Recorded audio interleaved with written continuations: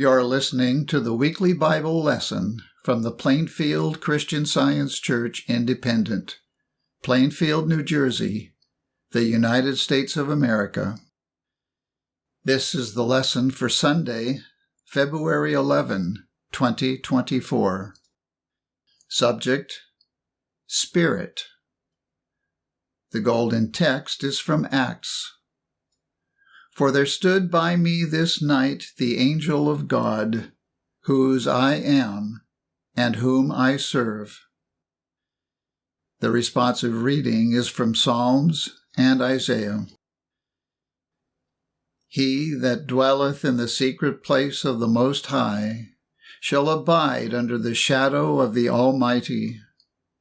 I will say of the Lord, He is my refuge and my fortress. My God, in Him will I trust.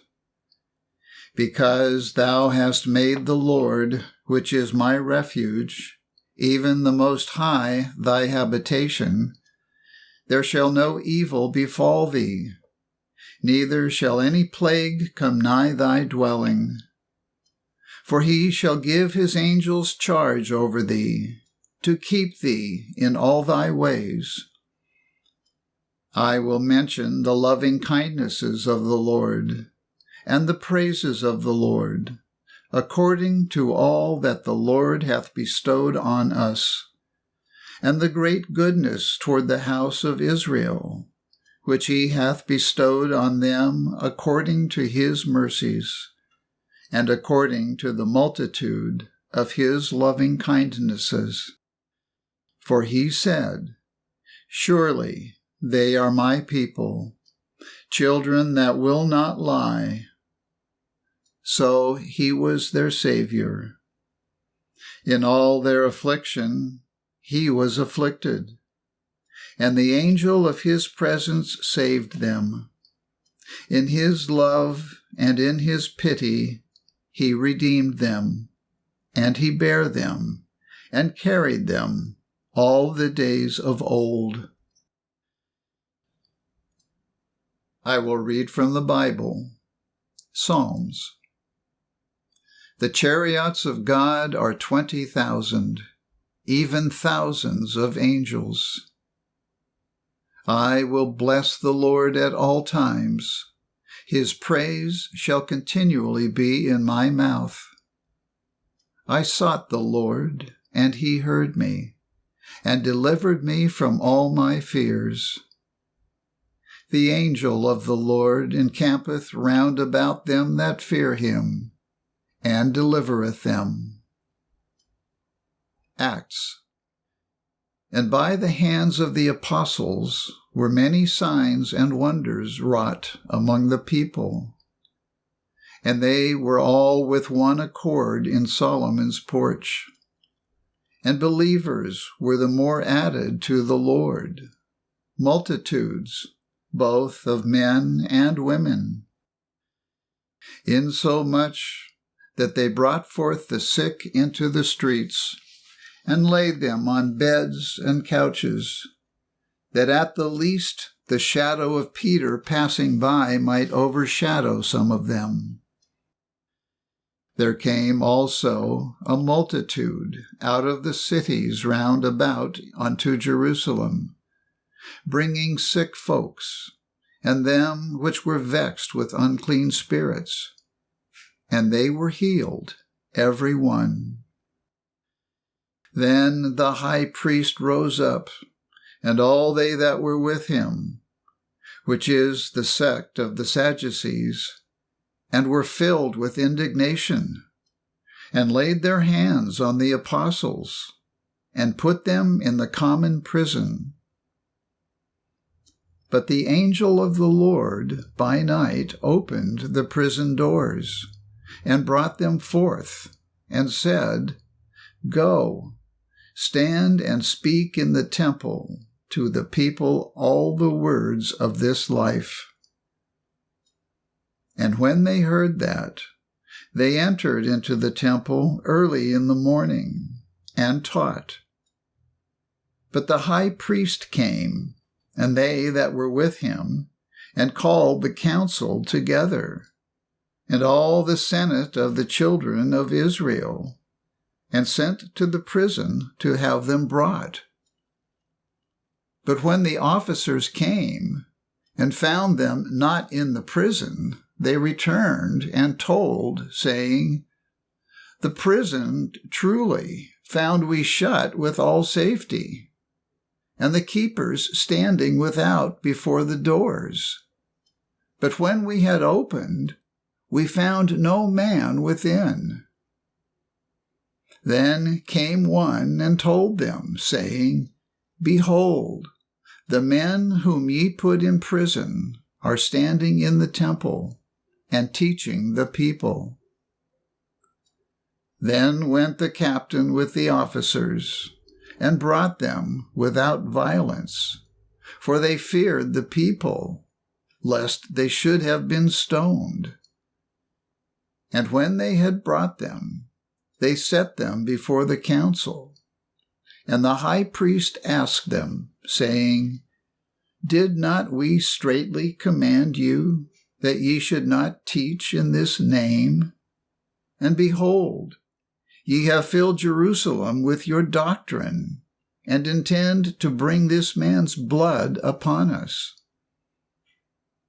Then Peter and the other apostles answered and said, "We ought to obey God rather than men."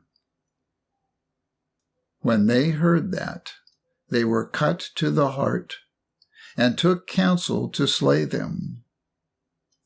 Then stood there up one in the council, a Pharisee named Gamaliel, a doctor of the law, had in reputation among all the people, and commanded to put the apostles forth a little space, and said unto them, "Refrain from these men, and let them alone.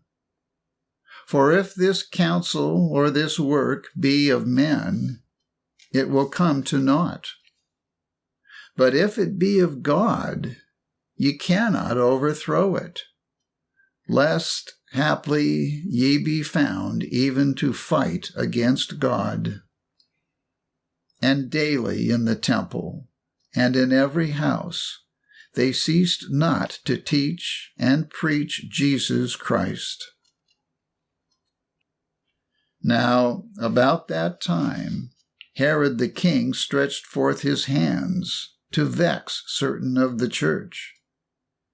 And he killed James, the brother of John, with the sword. And because he saw it pleased the Jews, he proceeded further to take Peter also.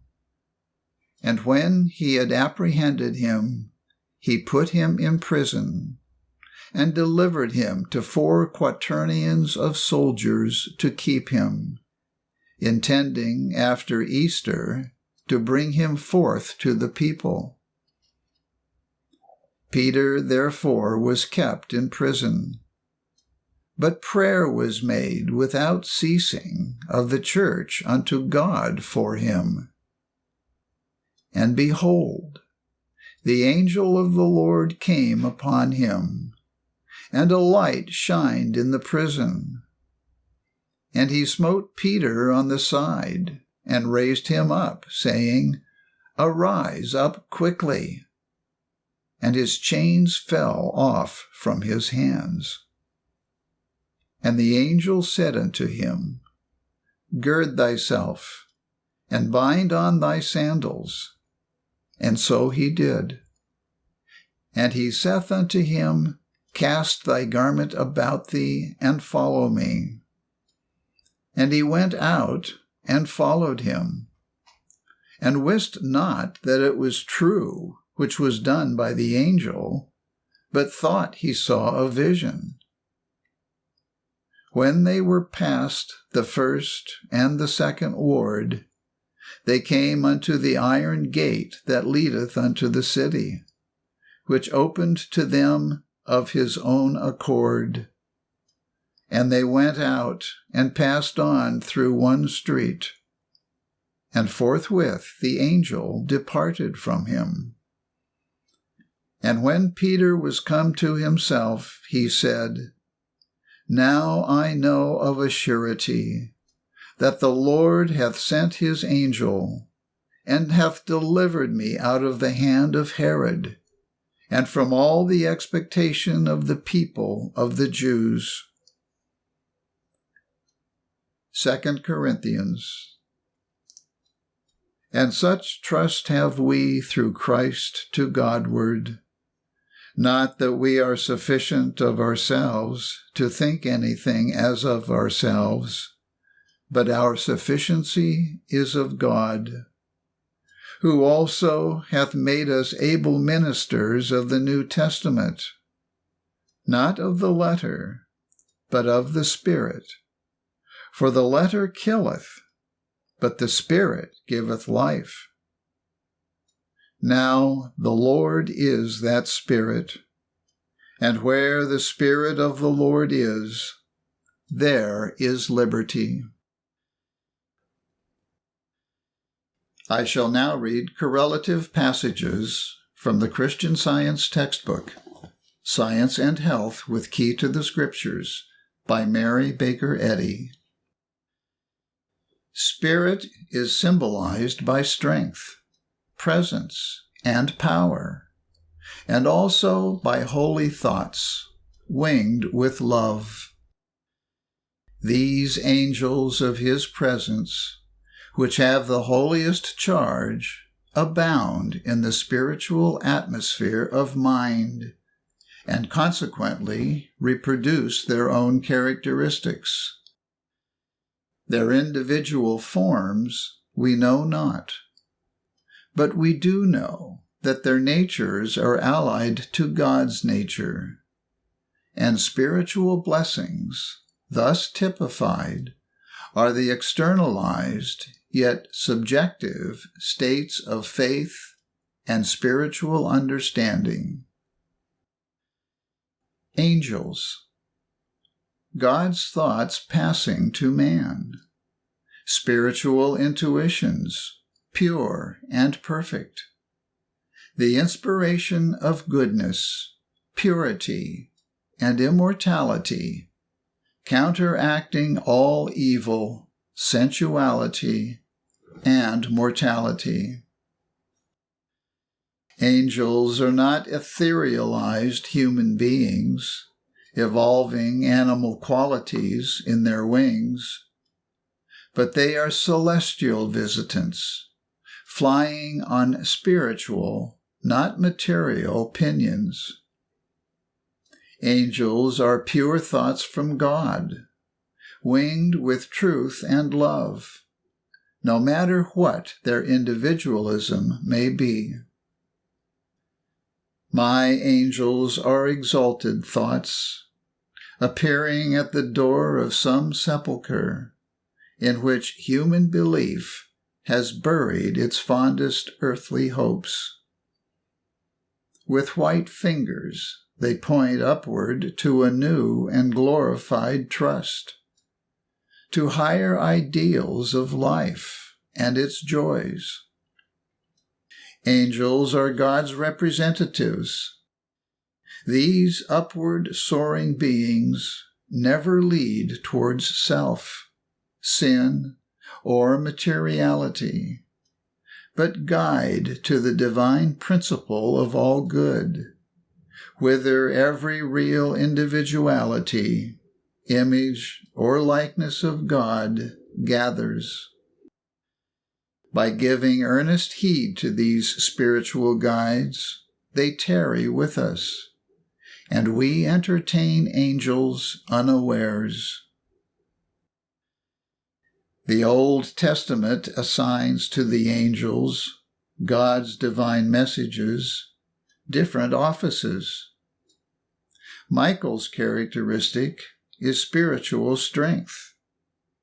He leads the hosts of heaven against the power of sin, Satan, and fights the holy wars. Gabriel has a more quiet task of imparting a sense of the ever-presence of ministering love. These angels deliver us from the depths. Truth and love come nearer in the hour of woe, when strong faith or spiritual strength wrestles and prevails through the understanding of God. The Gabriel of his presence has no contests.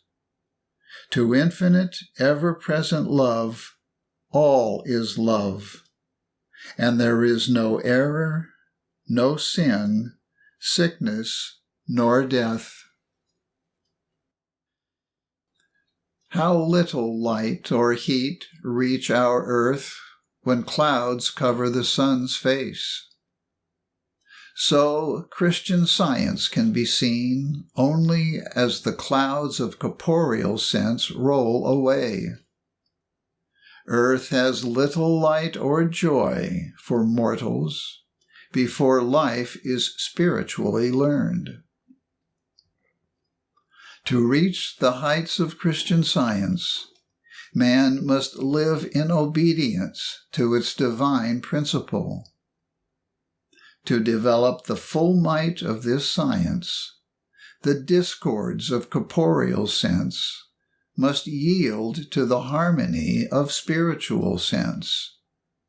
Even as the science of music corrects false tones and gives sweet concord to sound.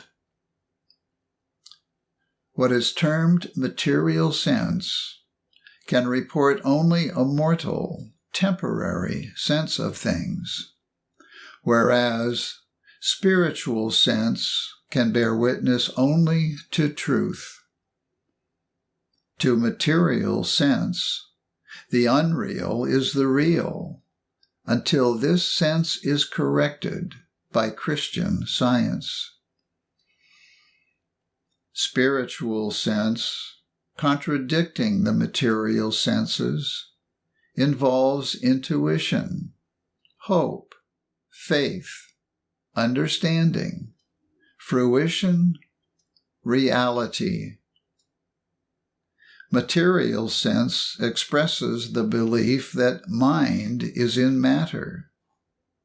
This human belief, alternating between a sense of pleasure and pain, hope and fear, life and death, never reaches beyond the boundary of the mortal or the unreal. When the real is attained, which is announced by science, joy is no longer a trembler, nor is hope a cheat. Spiritual ideas, like numbers and notes, start from principle and admit no materialistic beliefs. Spiritual ideas lead up to their divine origin, God, and to the spiritual sense of being. Spirit imparts the understanding which uplifts consciousness and leads into all truth. The psalmist saith, "The Lord on high is mightier than the noise of many waters, yea, than the mighty waves of the sea." Spiritual sense is the discernment of spiritual good. A higher and more practical Christianity, demonstrating justice and meeting the needs of mortals in sickness and in health, stands at the door of this age, knocking for admission. Will you open or close the door upon this angel visitant, who cometh in the quiet of meekness, as he came of old to the patriarch at noonday? Truth brings the elements of liberty. On its banner is the soul-inspired motto, "Slavery is abolished." The power of God brings deliverance to the captive. No power can withstand divine love. What is this supposed power which opposes itself to God? Whence cometh it? What is it that binds man with iron shackles to sin, sickness, and death? Whatever enslaves man is opposed to the divine government. Truth makes man free. Discerning the rights of man, we cannot fail to foresee the doom of all oppression. Slavery is not the legitimate state of man. God made man free. Paul said, "I was free-born." All men should be free. Where the Spirit of the Lord is, there is liberty. Love and truth make free, but evil and error lead into captivity.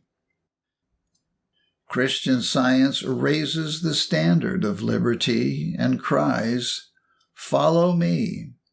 Escape from the bondage of sickness, sin, and death." Jesus marked out the way. Citizens of the world, accept the glorious liberty of the children of God and be free. This is your divine right. Paul said, "Walk in the Spirit, and ye shall not fulfill the lust of the flesh." Sooner or later we shall learn that the fetters of man's finite capacity are forged by the illusion that he lives in body instead of in soul, in matter instead of in spirit. Man is tributary to God, Spirit, and to nothing else. God's being is infinity, freedom, harmony, and boundless bliss. Where the Spirit of the Lord is, there is liberty. Like the archpriests of yore, man is free to enter into the holiest, the realm of God. The harmony and immortality of man are intact. We should look away from the opposite supposition that man is created materially and turn our gaze to the spiritual record of creation, to that which should be engraved on the understanding and heart with the point of a diamond and the pen of an angel.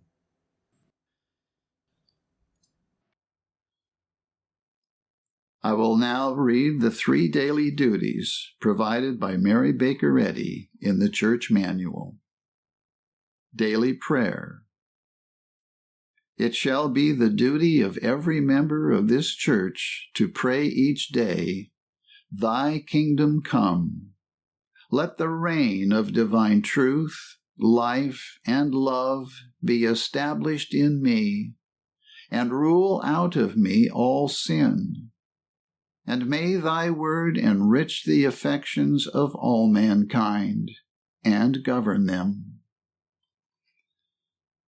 A rule for motives and acts. Neither animosity nor mere personal attachment should impel the motives or acts of the members of the Mother Church.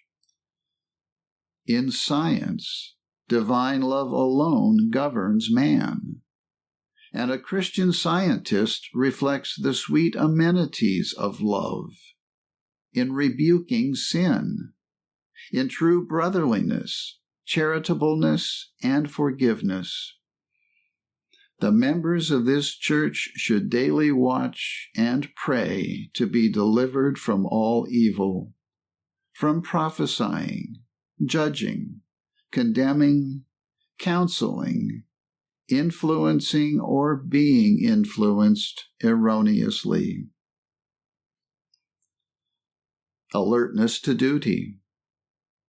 It shall be the duty of every member of this church to defend himself daily against aggressive mental suggestion, and not be made to forget nor to neglect his duty to God, to his leader, and to mankind.